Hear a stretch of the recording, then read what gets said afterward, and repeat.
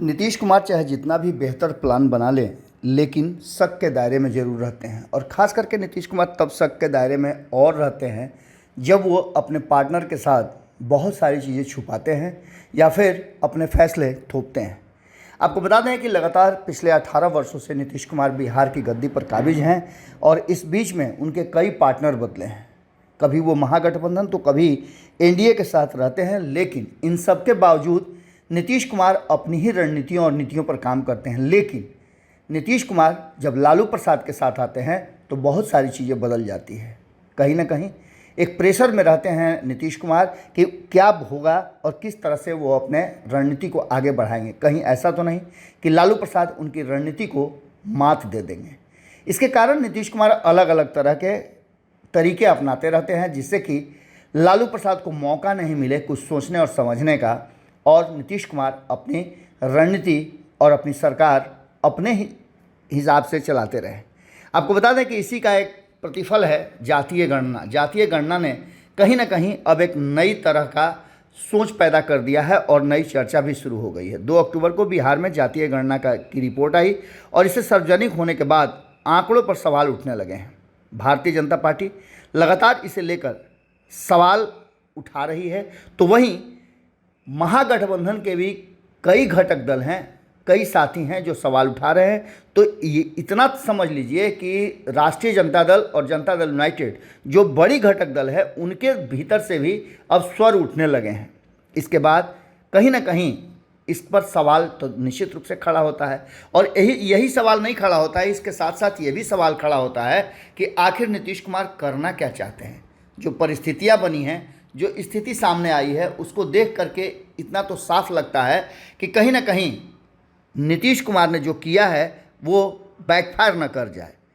इस पूरे मामले पर साजिश का जवाब देना पड़ेगा नीतीश कुमार को, क्योंकि अब भारतीय जनता पार्टी ने इसे साजिश भी करार दिया है। भारतीय जनता पार्टी की तरफ से कहना यह है कि नीतीश कुमार ने जो ये नई प्लानिंग बनाई है, इस प्लानिंग के तहत वो उन जातियों को या अपने वोट बैंक के उन हिस्सों को कम दिखाना चाहते हैं जो उनके साथ खड़ा नहीं रहता है। वैश्य और कुशवाहा को अति पिछड़ा सूची से बाहर करने की साजिश की गई है। वहीं मुसलमानों की 3 ऊंची जातियों को अति पिछड़ों की सूची में रखा गया है, जो बिल्कुल ही गलत है। इसके साथ साथ सुशील मोदी ने इन आंकड़ों को सार्वजनिक होने के बाद एक बड़ा आरोप लगाते हुए कहा है कि लालू प्रसाद और नीतीश कुमार के इशारे पर तेली, तमोली, चौरसिया, दांगी सहित आधा दर्जन जातियों को अति पिछड़ा सूची से बाहर करने की जो साजिश रची जा रही है, उसे हम सफल नहीं होने देंगे। आपको बता दें कि सुशील मोदी ने इसके साथ साथ वैश्य एवं कुशवाहा समाज को बांटने और उनकी आबादी कम दिखाने की मंशा पर भी सवाल खड़े किए हैं। उन्होंने कहा है कि ये जातीय सर्वे रिपोर्ट जो है वो पूरी तरह से भ्रामक और गलत है। इसके साथ ही उन्होंने कई ऐसी बातें रखी है। दूसरी तरफ आपने देखा होगा कि राजद के विधान पार्षद हैं, उन्होंने भी सवाल खड़े किए हैं, तो नीतीश कुमार के एमपी ने भी सवाल खड़ा किया है। अब इन सारी बातों को लेकर के बिहार में एक अलग तरह की रणनीति और राजनीति शुरू हो गई है, जो इस बात की तरफ इशारा कर रही है कि नीतीश कुमार कोई बड़ा फैसला या बड़ा काम करने वाले हैं। आगे सुशील मोदी कहते हैं कि अति पिछड़ी जातियों ने महागठबंधन को वोट नहीं दिया, उनके विरुद्ध तरह तरह के हथकंडे अपनाए जा रहे हैं और ये समझ रहे हैं कि न तो वो लालू प्रसाद के साथ जाएंगे और न नीतीश कुमार के साथ हैं। इसके साथ ही मुसलमानों में मल्लिक, शेखड़ा और कुलिया ऊंची जाति के लोग हैं, जिन्हें अति पिछड़ा में शामिल करके अति पिछड़ों का हक और उनके आरक्षण का लाभ नहीं उनसे छीना जा रहा है। सुशील मोदी के इन सारे सवालों के जवाब को खोजने जाइए तो आपको साफ लगता है कि एक बड़े खुलासे के साथ सुशील मोदी ने एक बार फिर से नीतीश कुमार के लिए मुश्किल खड़ा कर दी है।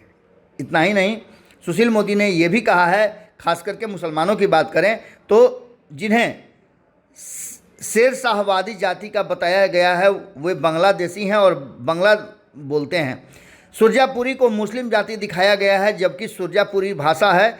इन सारी विसंगतियों और त्रुटियों को दूर करने की आवश्यकता है। उन्होंने कहा कि ऊंची जातियों के मुसलमानों को अति पिछड़ा सूची में से बाहर कर अति पिछड़ों की हकमारी बंद करें। इसके साथ ही सुशील मोदी ने बहुत सारी बातें कही है, जिनमें हमने आपको भी बताया था कि नीतीश कुमार अब अपनी रणनीति को एक नई दिशा देने के लिए तैयारी कर रहे हैं। नीतीश कुमार अपने खोए हुए वोट बैंक को वापस लाने के लिए अलग अलग तरह की रणनीतियाँ अपना रहे हैं, जिसमें मुसलमान बिरादरी के साथ, मुसलमान समाज के साथ एक अलग कमरे में बैठना, उनके वोट बैंक को कैसे अपने पक्ष में किया जाए उसके लिए तैयारी करना, और खास करके अगर लालू प्रसाद का दबाव रहता है तो उस स्थिति में कैसे उसे निपटना है और क्या फैसला लेना है, ये सारी रणनीतियाँ नीतीश कुमार के इर्द गिर्द घूम रही हैं। अब देखना दिलचस्प होगा कि सुशील मोदी के इस दबाव के बाद, इस खुलासे के बाद, भंडाफोड़ के बाद क्या कुछ निकल के सामने आता है।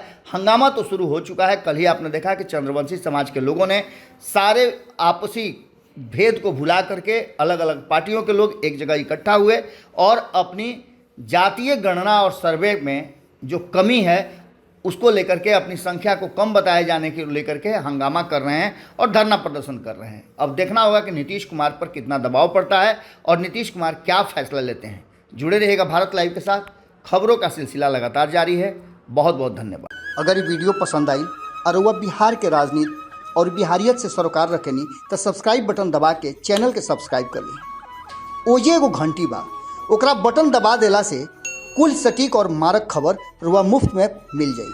अगर रुआ पत्रकारिता के हमनी के नया प्रयोग में सहयोग कर चाहतानी तो ज्वाइन बटन दबा दी।